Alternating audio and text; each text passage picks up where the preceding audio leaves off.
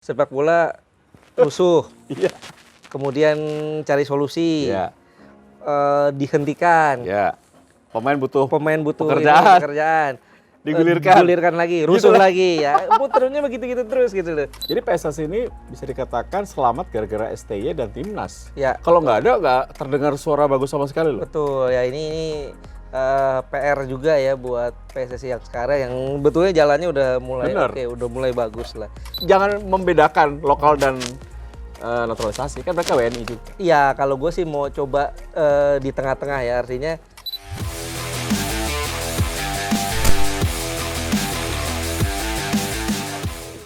Di atas kertas semuanya indah, di atas kertas semuanya sempurna. Meskipun dalam kenyataannya tidak sesuai dengan ekspektasi kita.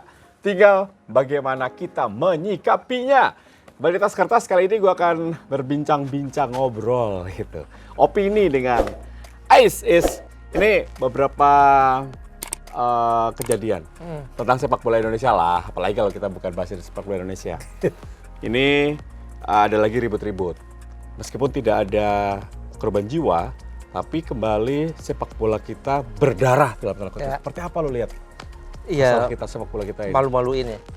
Karena sekarang kan lagi ada Piala Dunia nih. Betul. Lagi ada Piala Dunia U17, banyak media-media luar ada di sini. Di Surabaya lagi kan? Iya, di Surabaya lagi, dan juga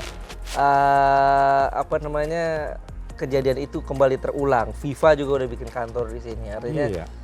ini kejadian memalukan dan terus-terusan begitu tuh, kita sepak bola rusuh, Iya. kemudian cari solusi, Iya. dihentikan, Ya. Pemain butuh pekerjaan, digulirkan lagi, rusuh lagi ya, puternya begitu-gitu terus gitu loh. Itu yang menurut gue kalau nggak sekarang dihentikan kapan lagi gitu loh. Iya. Emang nggak capek loh kayak gini-gini terus loh. Iya. Harus ada regulasi yang betul-betul strict yang membuat supporter klub juga berpikir dua kali untuk berbuat kerusuhan. Ya, PT LIB-nya lemah. Ya. Jadi kekurangannya PT LIB sebagai operator ya. Ya. Soalnya lagi-lagi, dan gue berulang kali di sosial media gue juga ngomong nih, PSSI itu udah bagus nih, punya Pak Erick Thohir Ya. dengan segala kekuatan, dana dan lain-lain lah ya untuk membangun sepak bola kita. Tapi operatornya tetap jelek gitu. Jadi ya sepak bola kita kayak gini buktinya Iya. kacau. Kita kan dulu sempat punya pemikiran kenapa nggak niru Liga Kamboja dengan menarik operator dari luar ya. Dari Jepang. Gue sempet tanya tuh dengan salah seorang exco lah. Ya dia menjawab ya nggak semudah itu. Esko yang pro sepak bola maju atau Esko yang tidak mau sepak bola kita maju? Yang Banyak loh. ya yang maunya kita anggap aja kita positive thinking bahwa Bapak ini pro lah. Oke. Ya jawabannya memang sederhana dan cukup masuk akal ya, bahwa untuk memanage sepak bola Indonesia, kompetisi sepak bola Indonesia ini banyak detail-detail yang tidak bisa dilakukan oleh orang asing. Harus orang lokal juga. Apa detail-detail itu? Misalnya urusan kepolisian segala macam gitu loh, yang ya mungkin sulit ya untuk dijabarkan itu. Mungkin menurut gua ada satu orang yang ditunjuk oleh PSSI untuk perizinan bisa. Tapi selebihnya sepak bolanya diurus oleh orang asing. Iya, ya mungkin idealnya seperti itu ya, karena kalau LIB-nya orang lokal ini kemudian juga ada hubungan dengan klub, ini kan bisa susah. Ya. Susah artinya ya ada kayak betul-betul football family. Ya. Ini sehingga ya untuk bikin peraturan yang tegas agak repot. Kalau good family nggak apa-apa, ini bad family masalahnya. Itu dia masalahnya. Ya kan? Ini Jadi, yang harus Liga 1 berantakan, Liga 2 berantakan. Jadi menurut gua operator.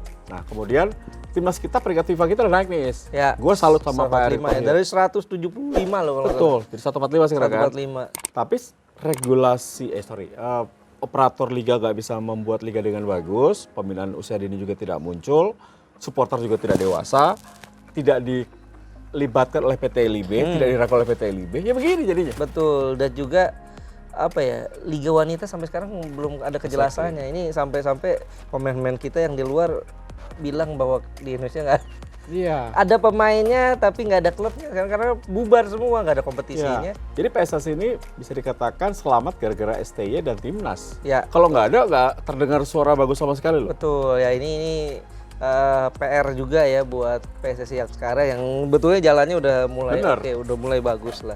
Banyak hal-hal yang memang cukup bagus. Sekarang tinggal bagaimana kompetisinya inilah yang betul-betul dibikin menjadi kompetisi terbaik di Asia Tenggara dulu deh. Gitu. Ya. Ini pertanyaan berikutnya, Pak Erick Thohir pernah katakan, rusuh gua hentikan. Lo lihat apakah ini akan terjadi kembali, sepak bola kita akan dihentikan atau tidak? Atau Enggak hanya sih. peringatan keras?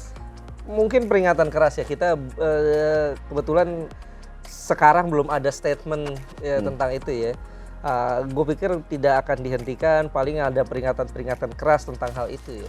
Oke, terus kemudian gini, ada kegelisahan gue juga, teman kita juga yang ada di salah satu tim Liga 2, ini dia ditawarin untuk membayar sejumlah uang oleh oknum untuk mengatur pertandingan. Ini masih ada loh. Masih.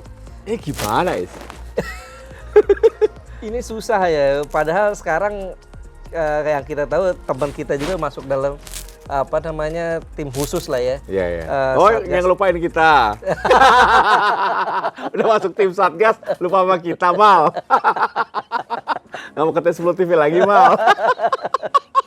Udah punya podcast. Oh iya, punya podcast. Sombong lu punya podcast dari Mal. Akmal Marhali, kamu tidak akan diundang lagi ke Tes10 TV.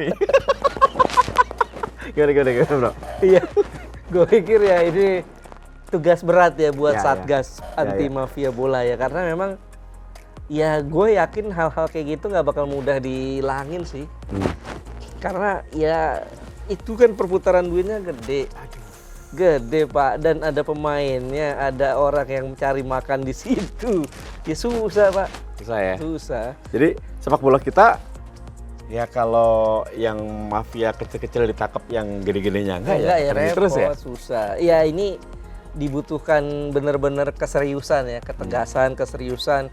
Bahkan kalau perlu dukungan pemerintah ya, pemerintah kan punya badan intelijen segala macam. Ya. Kalau perlu diturunin itu semua, biar habis-habis lah gitu loh. Karena ya kalau nggak ya muter-muter di situ-situ aja. Tapi jangan tebang pilih ya. Jangan tebang pilih, betul. Nah, terus melihat, kita bahas 17 dulu deh. Kegagalan U17, tim nasional U17 di bawah Bima Sakti yang hanya persiapan 4-5 bulan, seperti apa lo lihat? Gue sih lihat ini di luar ekspektasi gue. Oke, maksudnya? Maksudnya gini loh, gue menganggap bahwa gue udah memprediksi ini tim sulit untuk lolos. Oh, pasti kalah. Sulit untuk lolos dari grup ini ke 16 besar. Yeah. Bukannya gue pesimis, karena kita persiapannya dadakan meskipun di Jerman ya. Iya. Persiapan dadakan, kemudian kita tidak punya kompetisi yang rutin di level itu ya, di level U17. Artinya memang sulit untuk bersaing, apalagi ya lawan-lawannya ini Ekuador, kemudian juga ada Panama, ada Maroko lagi. Yeah. Sulit. Gue pikir ini jangan-jangan tim ini bakal jadi lumbung gol lagi sebelumnya. Tapi ternyata di luar itu tim ini bisa ngelawan. Lawan Ekuador kita seri, lawan Panama kita seri, dan lawan Maroko memang kita kalah. Tapi dari 3 pertandingan itu kelihatan bahwa gaya mainnya menggembirakan menurut gue. Tapi stamina-nya masih jelek ya? Nah itu lain cerita ya. Artinya memang stamina ini kan dibentuk dari sebuah proses lah. Bahwa timnas senior di tangan STY staminanya bagus kan karena memang prosesnya panjang. Ya. Sebelum itu kan 2020 STY diambil, kemudian baru dimainkan kan sekitar setahun lebih. Tahun kemudian karena ada pandemi kan. Nah itu sudah lama sekali digenjotnya, TC-nya. Sementara ini kan baru sebentar. Gitu. Jadi kalau sekarang staminanya masih belum terbentuk ya wajar lah. Yang paling penting adalah tim ini sudah menunjukkan permainan yang bagus, prospeknya sudah cukup bagus. Kita bisa lihat Afrizal bagus, Nabil bagus, kemudian juga Arkan Kakak cukup bagus. 2 golnya ini kan 2 gol yang menjadi gol pertama dan gol kedua Indonesia di level Piala Dunia. Kita 3 Piala Dunia loh. Negara Asia Tenggara, negara Asia Tenggara pertama yang main di 3 kelompok umur Piala Dunia. Piala Dunia U17 yang sekarang, kemudian Piala Dunia U20 dan itu tahun berapa? 78-an ya, di era Diego Armando Maradona. Dan satu lagi Piala Dunia Senior, meskipun namanya Hindia Belanda. Di 2 itu kan nggak pernah bikin gol tuh.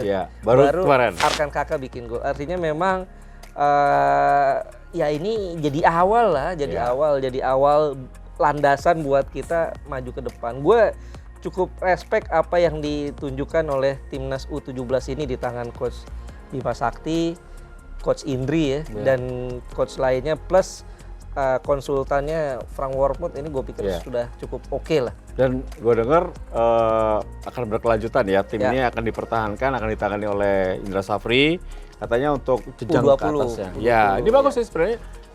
Materi-materi ini harus dipoles ya. Meskipun nanti kita melihat lagi banyak pemain yang belum terpantau di usia 17 tahun ya. Iya kan, yang paling penting adalah bagaimana mutiara ini terjaga, karena penyakit kita yang udah dari dulu ya, banyak tim-tim kita yang TC di luar negeri, bahkan ikut kompetisi di luar negeri bagus lah, tapi saat masuk ke jenjang senior hilang. Hilang. Ini dia contoh yang paling sederhana adalah tim U19-nya era Evan Dimas saja. Kita lihat dulu tinggal Dimas Derajat ya. Dimas Derajat itu pun cadangan dulu. Iya. Nggak maksudnya sekarang masih masuk timnas cuma Dimas Derajat Dimas Derajat itu pun cadangan karena dulu kan si Muklis Hadini yang jadi striker utama. Tim utamanya nggak ada lagi sekarang. Hansamu nggak, ya paling ya yang kemungkinan masih bisa dipanggil Hansamu Yama. Sementara Evan Dimas yang wonderkid saat itu hilang sekarang. Maldini Pali, Ilhamuddin Armain, artinya kemampuan kita untuk menjaga aset-aset potensial ini masih belum bisa. Menjaga itu kan kompetisi. Iya, kompetisinya jelek. Iya, itu dia makanya kompetisinya jelek dan kadang-kadang juga mereka nggak dapat tempat. Ya, ini yang kalah pemain asing ya. Kalah pemain asing. Ini yang menurut gue sangat disayangkan. Era Evan Dimas sudah mulai hilang, era Egy paling juga tinggal beberapa ya, tinggal Egy, Witan, Sadil mungkin ya. Ya inilah yang gue pikir jangan sampai Arkan Kakak CS ini kan bagus, ada beberapa nama yang bagus. Arkan Kakak, Nabil, Iqbal, Afrizal. Ini pemain-pemain bagus. Kiper Ikram juga bagus. Ikram juga bagus. Gidabin juga bagus. Ya nama-nama ini mudah-mudahan tidak seperti senior-seniornya sebelumnya. Ya, balik lagi adalah program pembinaan dan juga program kompetisi ya. Semoga saja semakin baik. Oke, ini juga ada hal yang membuat kegelisahan gua, bro. Apa tuh? Yaitu ada juga pernyataan dari mantan pemain yang mengatakan bahwa jangan terlalu mengeluh-eluhkan naturalisasi. Sebaiknya menjaga perasaan pemain lokal. Nggak nyambung sebenarnya menurut gua. Jadi sebenarnya naturalisasi ini pelatih itu kan pelatih mantan pemain juga sih. Itu kan naturalisasi itu adalah hal yang bukan baru dan juga itu adalah punya darah gitu loh. Blood. Ya, maksud gua jangan membedakan lokal dan naturalisasi, kan mereka WNI juga. Iya, kalau gue sih mau coba di tengah-tengah ya, artinya gue tidak menyalahkan proses naturalisasi ya. Naturalisasi selama mereka masih punya darah, mereka punya hak untuk main di tim nasional Indonesia.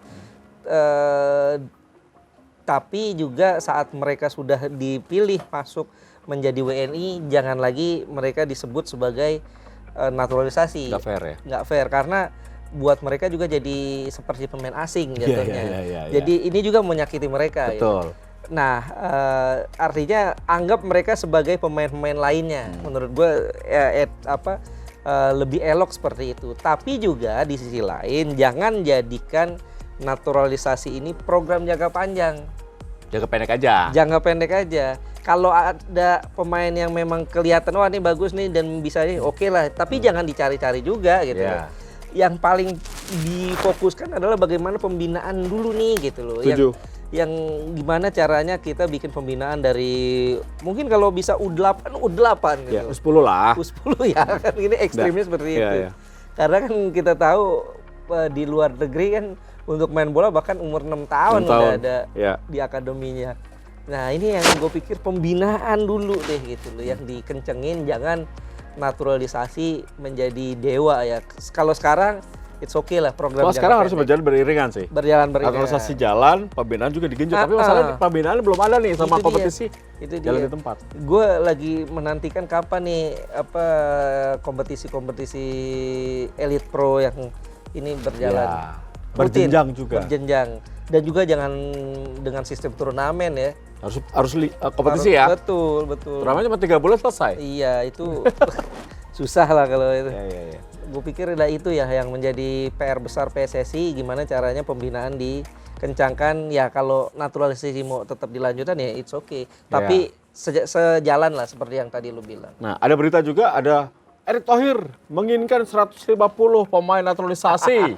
Nah, ini benar atau enggak sih atau hoax? Hoax itu. Sudah dibantah ya? Udah dibantah, Sama udah Erick Thohir. dibantah. Itu hoax lah.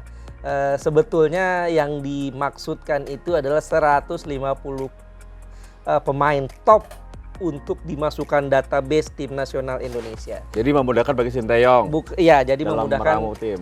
buat Sintayong dan pelatih-pelatih lainnya yang di bawahnya untuk bisa membentuk tim. Bukan 150 pemain naturalisasi. Jadi 150 pemain top itu lokal, Ya. pemain yang dari hasil pembinaan dari Betul, klub diambil ya. Betul. Oh, Indonesia gampang ya dihasut ya netizen kita ya.